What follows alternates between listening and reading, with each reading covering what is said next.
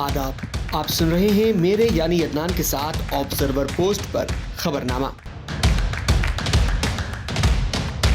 शुरुआत करते हैं आज की मुख्य हेडलाइंस के साथ। 11वीं बार प्रधानमंत्री नरेंद्र मोदी ने फहराया लाल किले पर तिरंगा।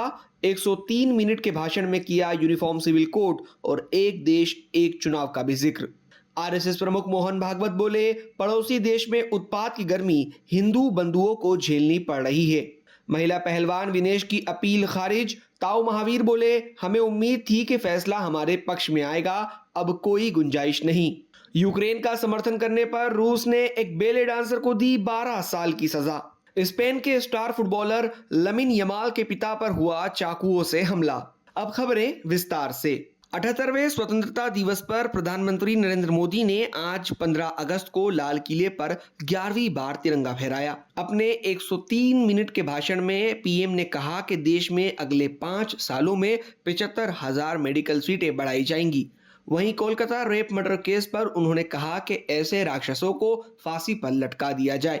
इसके अलावा अपने भाषण में प्रधानमंत्री नरेंद्र मोदी ने यूनिफॉर्म सिविल कोड और एक देश एक चुनाव का भी जिक्र किया। उन्होंने कहा कि हमारे देश में सुप्रीम कोर्ट ने बार बार यूनिफॉर्म सिविल कोड पर चर्चा की है, इसे लेकर कई बार आदेश दिए हैं।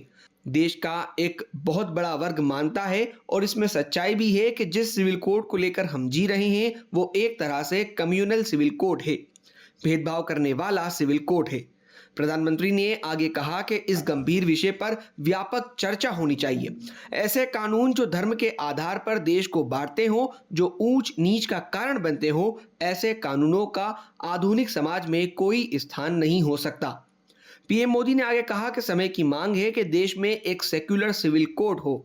हमने कम्युनल सिविल कोड में 75 साल बिताए हैं, अब हमें सेक्युलर सिविल कोड की ओर जाना होगा।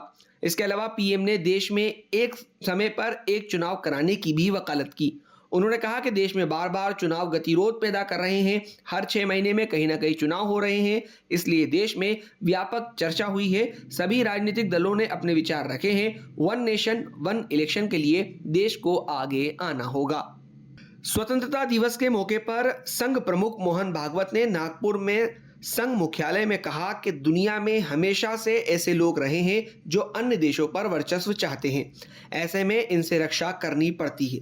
भागवत ने आगे कहा कि हमने देश के लिए जिस प्रकार का रास्ता तय किया है उस पर चलना पड़ता है। परिस्थिति के उतार चढ़ाव चलते रहते हैं, हमें स्वतंत्र देश के नागरिक होने के कारण इसकी रक्षा करनी है। भागवत ने अपने भाषण में कहा कि स्वतंत्र के स्व को प्रकट करना है। ये बात मन में रहकर चलने से जो वातावरण बनता है उसमें स्वतंत्रता सुरक्षित रहती है। स्थिति आज हम देख रहे हैं, पड़ोसी देश में बहुत उत्पाद हो रहे हैं और वहां रहने वाले हिंदू बंधुओं को बिना कारण ही उसकी गर्मी झेलनी पड़ रही है। Court of arbitration for sports यानी CAS ने विनेश फोगाट को पेरिस ओलंपिक में कुश्ती के फाइनल मुकाबले के लिए अयोग्य ठहराए जाने के खिलाफ दायर की गई याचिका को खारिज कर दिया है। CAS का यह फैसला 14 अगस्त की रात को आया था। अब इस फैसले पर विनेश फोगाट के ताऊ महावीर फोगाट की भी प्रतिक्रिया सामने आई है। उन्होंने कहा कि हमें पूरी उम्मीद थी फैसला हमारे हक में आएगा, लेकिन जो CAS ने फैसला कर दिया है तो अब उससे ऊपर कोई गुंजाइश नहीं रही। महावीर फोगाट ने आगे कहा कि जब विनेश 17 अगस्त को वापस आएगी तो हम उसका स्वागत वैसे ही करेंगे जैसे गोल्ड मेडल मिलने पर किया जाता है। परिवार के सभी सदस्य उसे मिलकर समझाएंगे और हमारी कोशिश होगी कि उसे 2028 ओलंपिक के लिए तैयार किया जाए। पेरिस ओलंपिक में विनेश फोगाट ने महिला एकल कुश्ती में फाइनल तक का सफर तय किया था। इसी के साथ उनका रजत पदक भी पक्का हो गया था, लेकिन फाइनल से ठीक पहले विनेश का वजन तय मानक से 100 ग्राम ज्यादा पाया गया, जिसके बाद उनको डिस्क्वालीफाई कर दिया गया था। विनेश कुश्ती के फाइनल के लिए क्वालिफाई करने वाली पहली भारतीय महिला पहलवान थी। रूस की एक अदालत ने बेले डांसर कैरेलिना को यूक्रेन का समर्थन करने वाली एक चैरिटी को $51 दान देने के लिए 12 साल की सजा सुनाई है। उन्हें यह सजा देशद्रोह के मामले में दी गई है। कैरोलिना लॉस एंजलिस में रहती थी और उन्हें 2021 में अमेरिका ने नागरिकता दी थी। कैरोलिना को जनवरी में मॉस्को से 1600 किलोमीटर दूर पूर्व की ओर स्थित येकोतेरिनबर्ग में पारिवारिक यात्रा के दौरान गिरफ्तार किया गया था। रूस की फेडरल सिक्योरिटी सर्विसेज ने कहा कि कैनेसिया कैरोलिना ने उस यूक्रेनी संगठन के लिए फंड जुटाया है जो यूक्रेनी सेना को हथियार मुहैया करा रही है। स्पेन के 17 वर्षीय फुटबॉलर लमीन यमाल के पिता पर चाकुओं से हमला किया गया है। उन पर एक कार पार्किंग में चाकुओं से कई हमले किए जाने की खबर है। स्पेन के मीडिया के मुताबिक लमीन यमाल के पिता मोइनुर नसराउई पर तटीय क्षेत्र मतोरा में बुधवार को हमला किया गया।